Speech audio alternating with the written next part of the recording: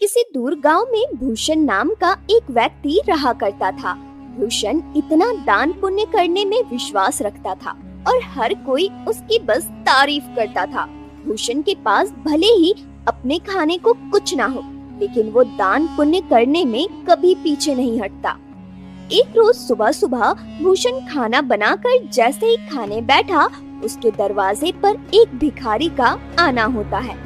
कुछ खाने को दे दो बेटा, कल से भूखा हूँ, कुछ खाया पिया ही नहीं है, अब तो चला भी नहीं जा रहा। अरे काका, अंदर आइए। आप मेरे साथ बैठ के खाना खा लीजिए। अरे इतने खाने से मेरा पेट नहीं भरने वाला।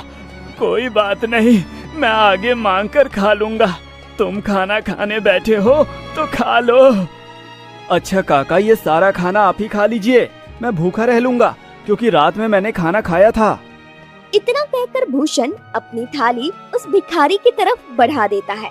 भिखारी भी खाना देखकर दोनों हाथों से जल्दी जल्दी खाने लगता है और खाना खाने के बाद भिखारी भूषण को ढेर सारा आशीर्वाद देते हुए कहता है, भगवान तुम्हें हमेशा खुश रखे बेटा।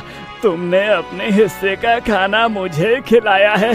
आजकल ऐसे दानवीर लोग मिलते ही कहाँ हैं। तुम्हारा भला हो।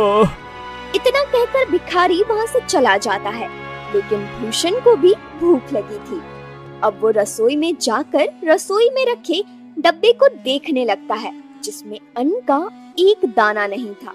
चलो कोई काम देखता हूँ, कहीं से खाने पीने का बंदोबस्त तो हो जाएगा। बस उस बेचारे का पेट भर गया, मुझे बहुत सुकून मिल रहा है। अब भूषण घर से निकलता है, तभी उसे गांव का मदन लाल देखकर अपनी पत्नी से कहता है, अरे कब से ये अनाज की बोरियां मैं अकेले ही उठा रहा हूँ। अभी भूषण को बुलाता हूँ, तुम देखना वो कैसे मेरी मदद करेगा। उसे तो वैसे भी लोगों की मदद करने का भूत सवार है। खुद भले ही जेब में फूटी कौड़ी ना हो, लेकिन बड़ा दानवीर बनता है ये भी। अब मदन लाल भूषण को आवाज लगाकर बुलाता है। अरे क्या हाल चाल है मदन भाई, सब ठीक तो है ना? ये अनाज की बोरियां खेतों से ला रहे हो क्या? अरे हाँ, खेतों से अभी 10 बोरियां और लानी है, लेकिन मैं बहुत ज्यादा थक गया हूँ। तुम थोड़ा हाथ बटा देते तो मेरा काम जल्दी हो जाता। अरे क्यों नहीं, चलो चलो, मैं आपके साथ मिलकर खेतों से आपके घर तक बोरियां पहुंचवा देता हूँ। बड़ा ही बेवकूफ है, और इससे बेवकूफ बनाना भी आसान है। चलो